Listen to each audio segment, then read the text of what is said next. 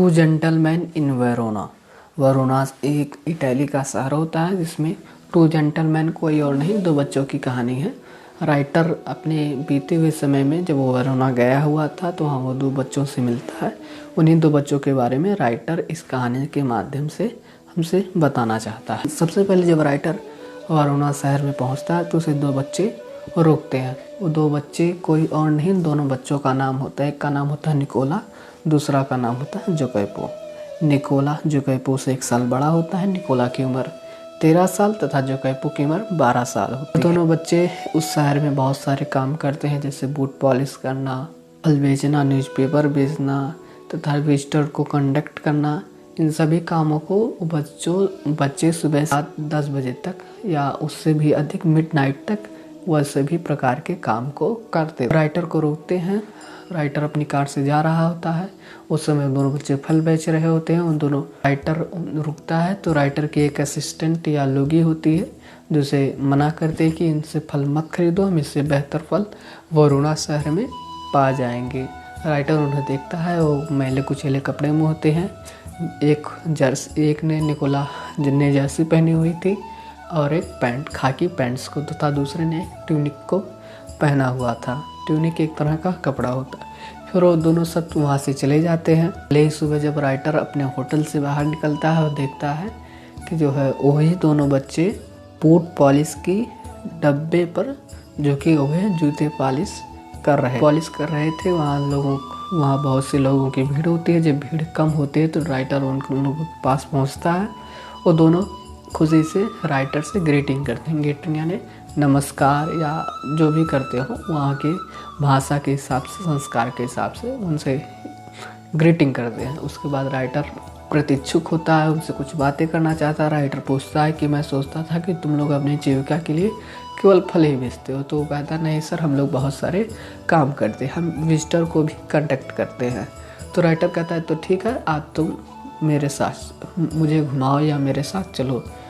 बच्चे के साथ राइटर घूमना शुरू करता है। तो राइटर के बच्चों के प्रति बहुत सारी महत्वाकांक्षा होती है। राइटर उन दोनों बच्चों के बारे में सोच रहा होता है कि बच्चे अभी इनका बचपना है, लोग कितने काम करते हैं, कड़ी धूप में भी घूम कर जूते पॉलिश करना, फल बेचना, बहुत सारे काम ये बच्चे करते हैं। भले अभी तो इन बच्चों का बचपना ही सब सोचता है।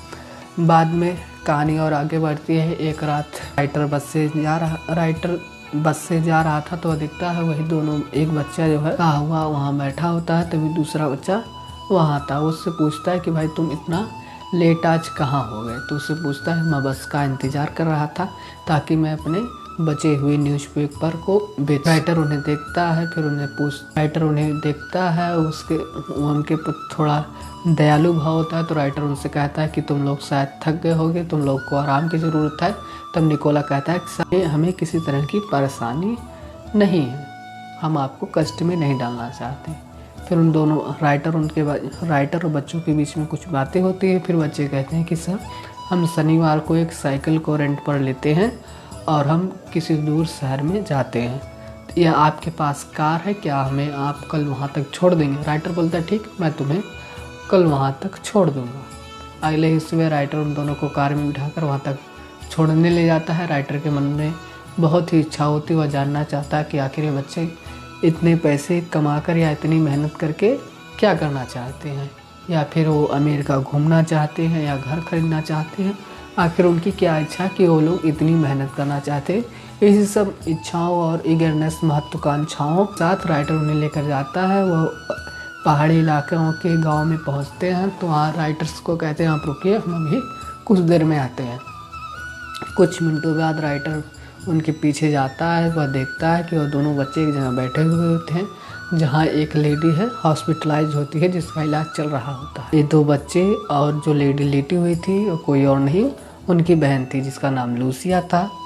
इन तीनों बच्चों के एक पिता थे, माताजी बचपन में ही गुजर चुकी थी। पिताजी भी किसी युद्ध में मारे गए थे और इन बच्चों का घर भी किसी बम ब्लास्ट में उजड़ चुका था। इसलिए और यह जो लूसिया थी उसी समय घायल हो गई थी और इसलिए इस लूसिया का इलाज चल रहा था। ये बच्चे दिन भर मेहनत करते थे और उसके इलाज का पैसा दिया करते थे। बाद में वहाँ से मिलने जुलने के बाद फिर सभी वापस आते हैं। राइटर आके अपनी जीप में बैठता है। जीप में बैठने के बाद फिर मिलने जुलने के बाद राइटर वापस आता है। वो अपने दिमाग में कुछ सोचता रहता है। बच्चे वापस आते हैं, कोई आपस में कोई बातें नहीं करते हैं। राइटर सोचता है कि परेशानी कितनी भी हो लेकिन हमें अपनी हिम्मत नहीं हारनी चाहिए। ये दोनों बच्चे कितनी आशाओं के साथ अपनी बहन का मदद कर रहे थे।